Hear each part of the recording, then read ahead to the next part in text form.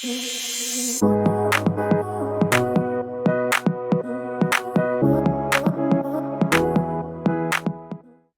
there, my sisters. Today I want to talk to my sisters. I want to ask you who silenced you?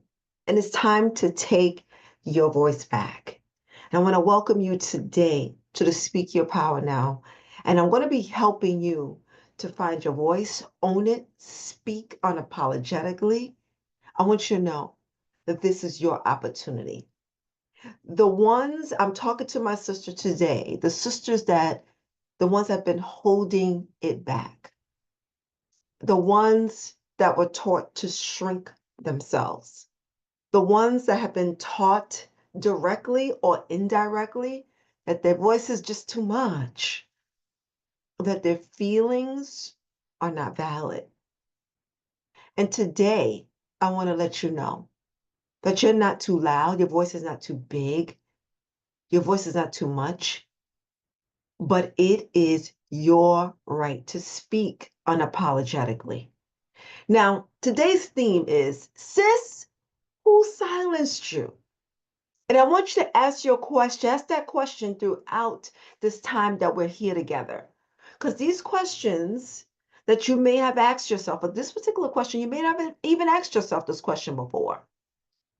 But have you ever felt like your voice did not matter? Maybe in meetings, maybe in relationships, maybe even in your family. You were ignored, dismissed, or told you were just too much. Too often we're taught to shrink it, to dim your light.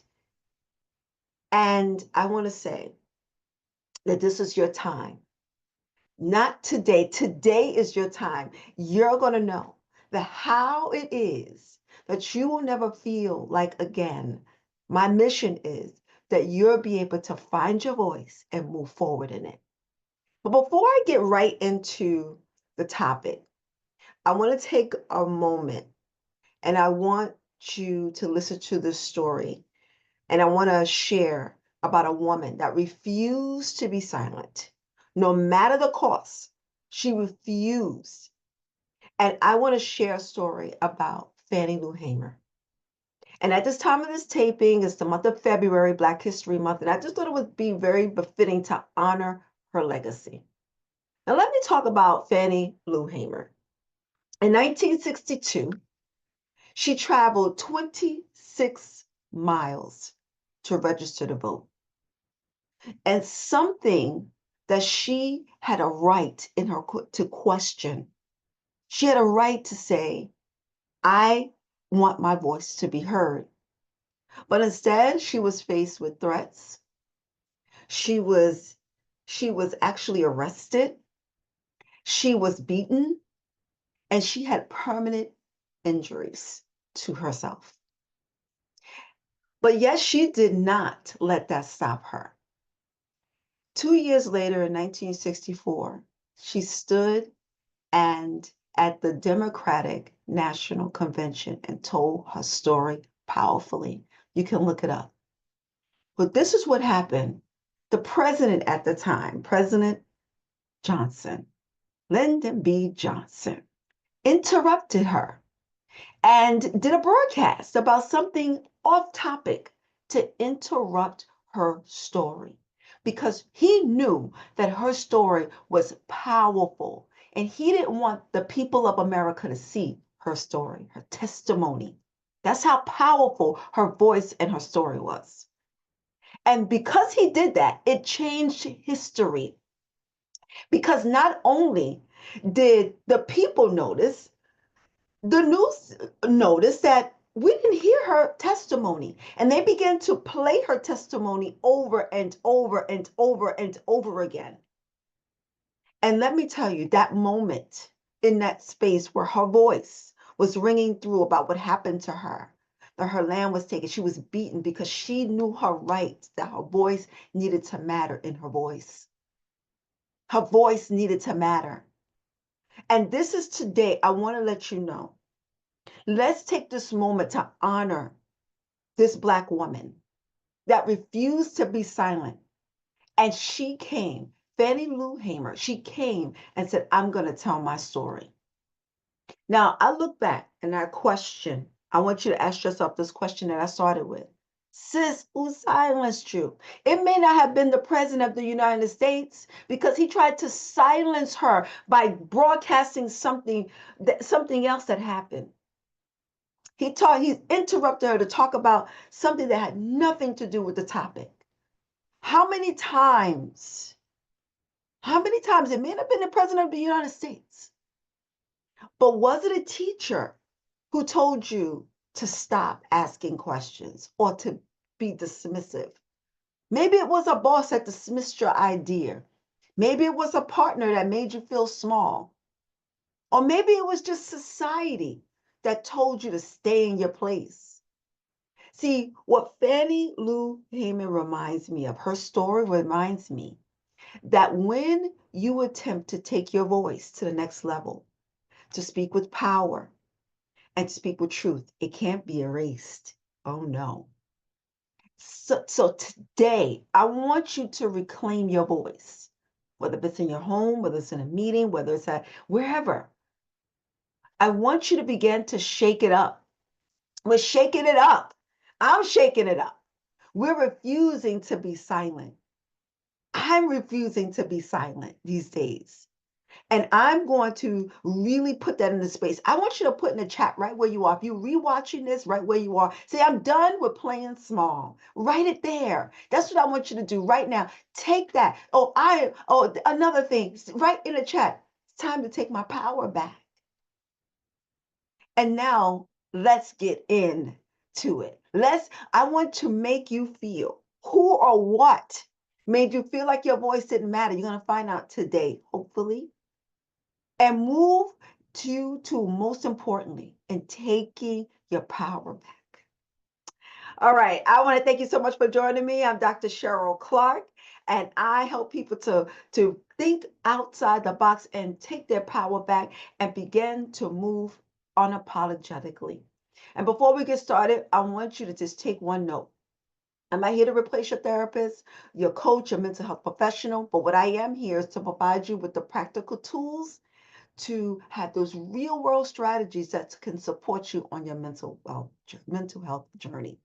All right, so let's get into it today. You're going to learn about how or what has silenced you. And today I want to talk about 4 psychological barriers that may have kept you silent. It may have kept you from struggling to speak up. And I want you to realize that this is not just a fear or a habit. It's deeper than that. It's psychologically, we've been trained to silence, that we have been silenced, right? And our brains are wired in such a way to avoid discomfort. And in that, we don't speak up. And especially what I've noticed with Black women, often we come to with this resistance or this internal and external thing that we have. And I'm going to break down in 4 different areas of psychological barriers that may be keeping you silent. And most importantly, I desire you to break free from them. It may be all of them that you may experience. It may just be one. But I want you to get of awareness of where you are in this space. Now, the first one is cultural conditioning. Now, this is the cultural. Now, when we look at cultural conditioning, it's just that.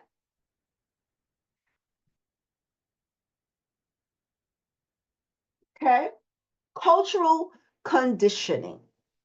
Now, when we look at cultural conditioning, I want us to say it's almost like a good girl syndrome type of thing, and it starts from childhood.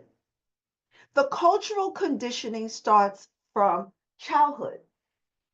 And what do you mean?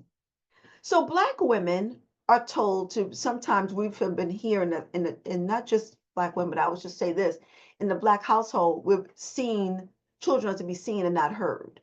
We've heard that a lot. And sometimes we've carried that into our adulthood. Now, how many of us heard that? Go ahead and put it in the chat if you've heard that before. You've been to be seen and not heard. Go ahead and do that. Even if you're rewatching it again, go ahead and put that in there. And there's a psychological root to it, okay? And the psychological root I want you to look at, it stems from the social conditioning of norms and our behaviors and our beliefs, all of this. So when you're looking at, we're known as the strong Black woman. That's a stereotype, okay? I want us to look at this. We have this cape on, the strong Black woman. I want us to look at this is a stereotype, okay? Stereotype. Okay? This is what we call a stereotype. Okay? When we look at a stereotype, make sure this is spelled correctly. Stereotype, a strong Black woman is known as a stereotype. It's where we're conditioned, no matter what, to expect and to endure, to be agreeable, and not cause any trouble. Over time, those conditionings can cause a sense of like not being able to assert ourselves. And we're expected to not push back, even though we're angry, even though we're dismissive. So I just want to get that out there because this is what happens with us being a strong Black woman, right? But I want you to know that you can train your brain to combat this right now. Now, you may hear, if you came to my site before, you may have heard me say about neuroplasticity, where the brain is able to form new neurons and connections. You go look at my other video for that. But the belief is start with something new, very low risk. So say that you actually desire to speak up and have clarifying questions. You can start at a restaurant. Start with something small. Express how you feel safely. And your brain will begin to normalize you actually speaking up. And in a way of reducing any automatic fear response. So as you begin to look at this, you don't have to shrink. You don't have to put yourself in a space where now you're feeling dismissed or diminished. But you can actually learn the way of how to speak in a space where now you are feeling heard. Start very small. Start right there in like I said, in a meeting or maybe with a friend, speaking up in small doses. Okay? That was number one. Number two, now this one also, the fear of rejection. This is where we lead to fear of rejection. Fear of rejection is number two. All right. Now I'm going to take you into this a little bit. Fear of rejection is connected to the human need for belonging. Okay? Now, what if the space of when you ever heard this before, you possibly may have said this to yourself too. What if they don't like me? What if they judge me? What if they leave me out? So these psychological roots of belonging, that's a human need. We need that. Maslow hierarchy of needs. Let me just write that out. He really coined the hierarchy of needs. At your own leisure, please go and look up Maslow. MASLOW. Maslow's hierarchy of needs. He coined about belonging. And belonging is something that we all need as a human being. And he has a hierarchy of needs, but today we're just going to talk about belonging, okay? For the human need. Now, on his hierarchy of needs, he talks about the basic needs. It's the basic needs is he starts with basic needs is like food, safety, things of that nature. And the next fundamental need that we need is love and belonging. And what happens is when we have fear rejection, it's deeply ingrained in our human fear, right? That directly conflicts with the need of belonging, which causes anxiety, often prevents people from having a full relationship, often really help is really in helps not help you engage with social situations or forming close relationships, or you consistently working, thinking that or worried about you being excluded, not accepted by others. Essentially, you are desiring the connection with people. And what happens is you're terrified at times, afraid at times that you're being pushed away. And a lot of times this comes back from childhood. We're going back to how you were conditioned culturally. Now, let's talk about this a little bit. When we're wired to seek acceptance, connection, we are wired this way. We are wired as human beings to seek acceptance, to seek connection, inclusion. And earlier in your life, your experience, like maybe you had been bullied. Maybe you had an inconsistent parent. Maybe you had a tyrannical parent. Maybe you had neglect. All these things really mattered. Maybe a teacher, maybe a caregiver, whatever it is, it will significantly, and it can significantly contribute to your heightened fear of rejection. And these situations can instill in you not being good enough, not being accept to be not to be accepted. So our brains can be hardwired about the fear, because historically we are saying that we are outcasts. We're outcasts from a group. And this is what Fannie Lou Hamer said: no, no, no, no, no. I'm not going to have fear of the rejection. No, you may try to reject my group, but this is what happened to me. And she began to speak up, because some of the behaviors that can come along with this is that you could be over accommodating. So people that have a strong rejection and a strong rejection of this, they may be over accommodating. So let me just jot these down in this area. They may be, just see, because I know I have my space, okay? Over accommodating. Okay? So over accommodating, let me finish it.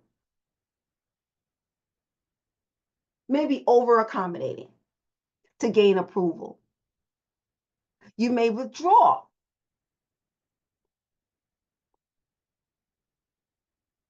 Too, you may withdraw. What does that mean?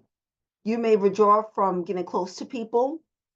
You may withdraw from building relationships. You may have maybe overly critical, overly sensitive to criticism. Criticism. No one can criticize you. So when we're criticized, criticism is good, but you may be overly sensitive to criticism. Okay. You should have a sense of being able to have a sense of being able to be criticized. You should be able to have some sense of feedback from people and understanding what that looks like. So criticism is understanding what I need, but are you overly sensitive to criticism?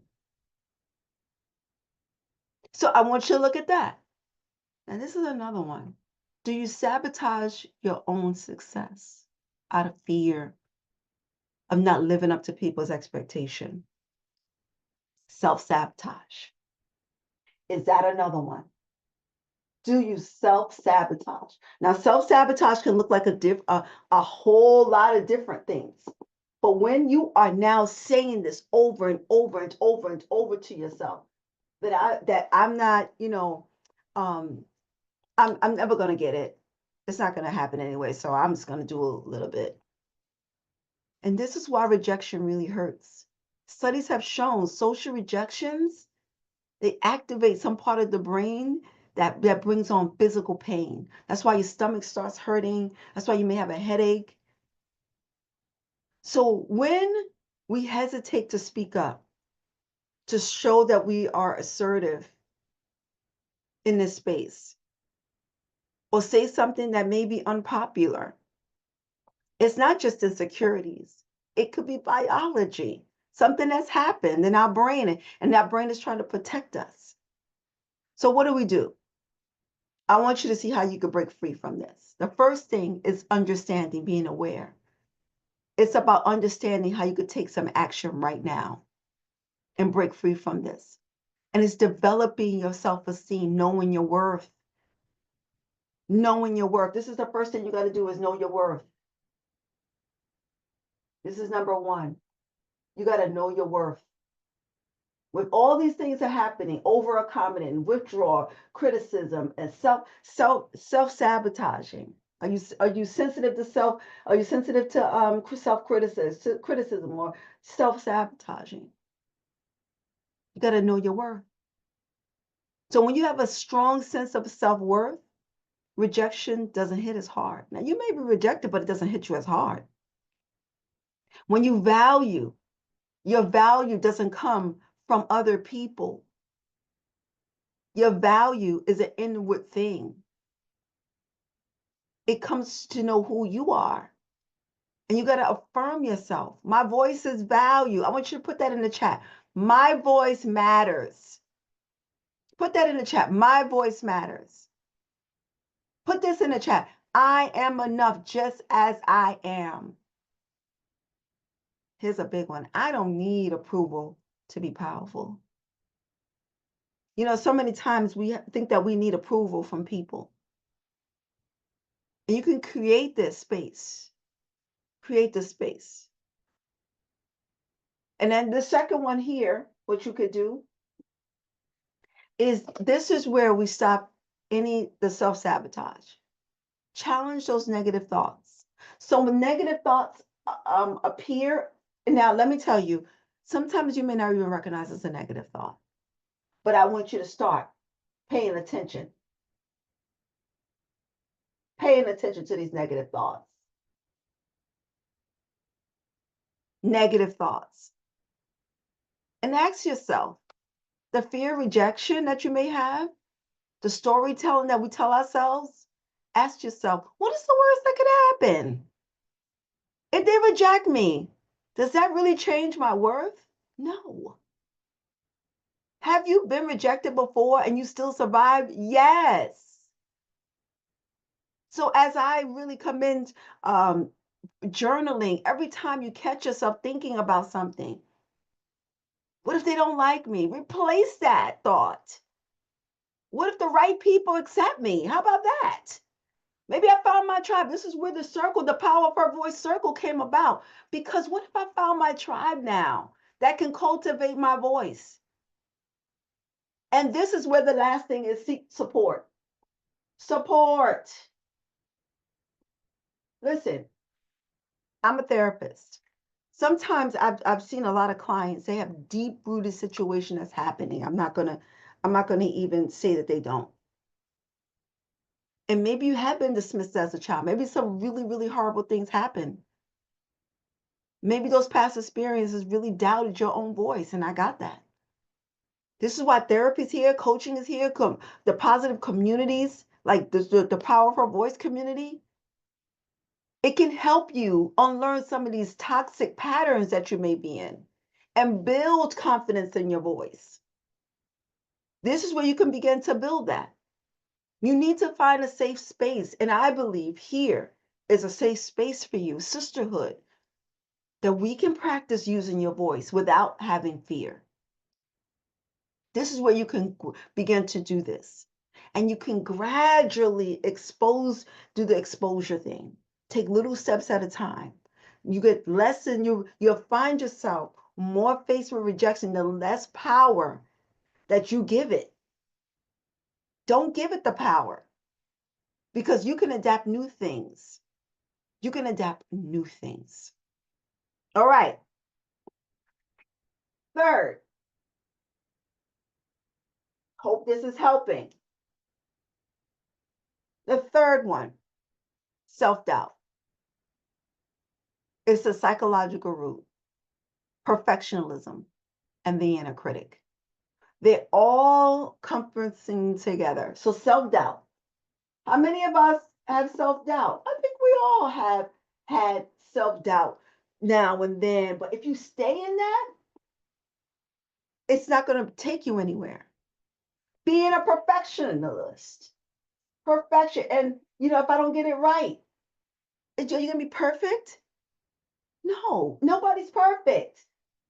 So perfectionism can be holding you back. And that inner critic, the inner critic. And we're going to talk about all of them. And when you talk about the inner critic, I want you to really see how you can take the space back. Now, you may have all of these or one or none. But I think in this space where we have this opportunity to talk about it, this is a really good space.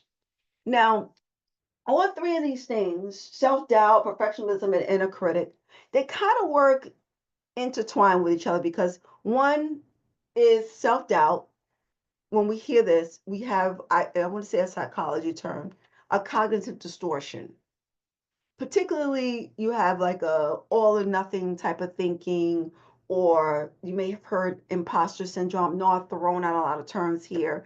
You can look this up at your own leisure, and I'll be talking about it in the Power of Her Voice circle. So you want to get into that. The idea it is something is not always 100% perfect. Sometimes you're going to fail. But as Black women, we often are stereotyped with this threat that the fear of confirming these negative societal stereotypes, which makes us very hyper aware of how we present.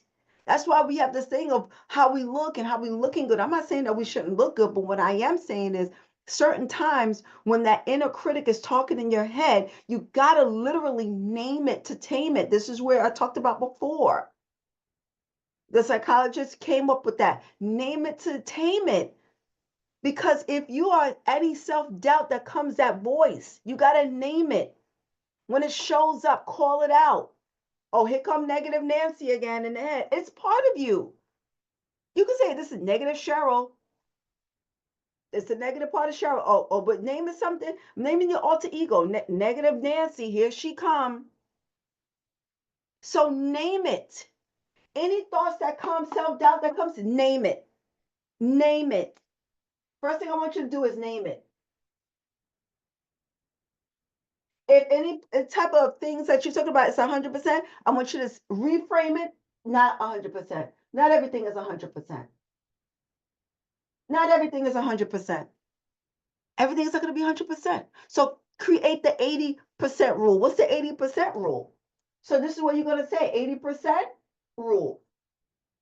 This is how you're going to do perfectionism. 80% rule. What's the 80% rule, Cheryl? Get to it. Instead of aiming for 100%, that perfection, aim for 80. Okay, I'm going to be I may not hit all the things, but let me get 80. Your message will be powerful to yourself because now you didn't get it all complete, or you didn't hit all your marks. I got 80% clear. I was 80%. And sometimes we're known that hitting a mark is like, I got to hit 100% all the time. Sometimes you're not 100%. Sometimes you will not be 100%. And it's okay because you get somebody else to pick up the slack if you're not having all the way done. That's why delegation is important. So the message can still be powerful, but I don't want you to overthink this thing that now the inner critic starts coming in. Oh, you wasn't good enough. You wasn't going to do it. It was that is debilitating. It's paralyzing. And we need to move out of that. All right. Now here is the big one. Number 4. Now I'm going to say this, that it may trigger you a little bit, but I need to say it. The angry Black woman stereotype. The angry Black woman. Now, we have all heard this sometime, some way, whether in social media, whether somewhere around, the angry Black woman. Now, if you heard this before, put in the chat, I've heard it before. And what I teach and what I learned is that it was just a lack of knowing how to have assertiveness tools. Now, this is what I want to say. If you speak up, they may see you as aggressive or too much. I started with that today. The angry Black woman stereotype, they used it to silence us, making many of us hesitant to speak up. Now, see, where I want you to go with this is I want you to go look at a clip of how Fannie Lou Hamer spoke. She was poised, she was assertive, she said what she needed to say. See, the truth is, we do get angry. She was upset that they beat her. Who wouldn't be upset that they beat her? They humiliated her. They threw her in prison and just attempted to use her voice. But not, I want you to say, I want you to look at this. We do get angry. We do get upset. Not because it's irrational, but because we were never given the tools of really having a safe space to communicate assertively. And this, I was accused many times of being aggressive. And maybe I was really angry and didn't know the tools. As I grew up in environments, it taught us. It didn't teach us how to set good boundaries, how to express in a disagreeable way, how to negotiate and navigate through conflicts without backlash. So what happens? We start holding things in until we explode. And when we finally express ourselves, we're met with, see, there go that aggressive Black woman. And I want to break that cycle. I want to rewire how we communicate and understand that anger is a valid emotion, but it needs to be directed. Anger is not your enemy. It is your alarm. Anger is your alarm telling you that something is wrong inside. And the key is learning how to express yourself without self-sabotaging yourself. Developing these assertive skills. Assertiveness means that I can stand with the hostility.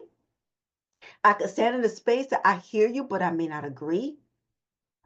I can hear you, but I may disagree. That's what I need to hear from you. Not allowing yourself to be disrespected, but be able to say on platforms like this, hey sis, I'm struggling. I need to create a space. And this is why I created the power of her voice. And I highlight women each and every year that are really learning to own their voice in their communities and communicate clearly how to step in with their power without fear. Or maybe they have fear. They could teach you how to begin to move with that. So I hope all these things, as the 4 things that I really broke down for you. And there's a way you can learn a new way. Listen, sis, you don't have to choose between being silent and explosive. There's a middle ground, and it's called being assertive, unapologetic communication. So I want you to ask yourself, after you've heard all this today, have you ever felt like you weren't given the tools to speak up right away? I want you to just say that in the chat. Drop me a line. That may be you. It's time for you to stop waiting and start speaking with your power. You've been waiting for permission. You don't need it. You've been waiting for the right moment. It's now. That's why I speak your power. Now is in the back of that. You've been waiting for your voice to be accepted. Your voice is already powerful. But here's the thing I want you to know. If you don't start using your voice, someone else will start to tell your story. And you know what? They won't get it right. Because the bigger thing is it's bigger than confidence. It's bigger than rejection. It's about legacy. That's why I highlight Miss Fannie Lou Hamer. It was about a legacy. You may not hear a lot about her, but when your daughters, your nieces, your sisters look back at that moment, like we just look back at that moment, I want you to see a woman who didn't stay silent. I want you to be that woman that says Dr. Clark she didn't stay silent. Or women who spoke up anyway, when it wasn't cool, even when her life was being impacted.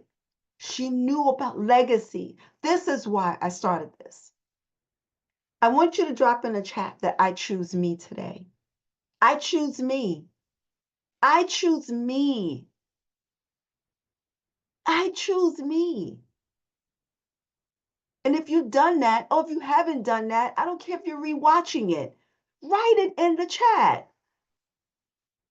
If you're done shrinking yourself, if you're done stepping out of your power, today is your day. Go ahead and write it. Today I'm going to step into my power.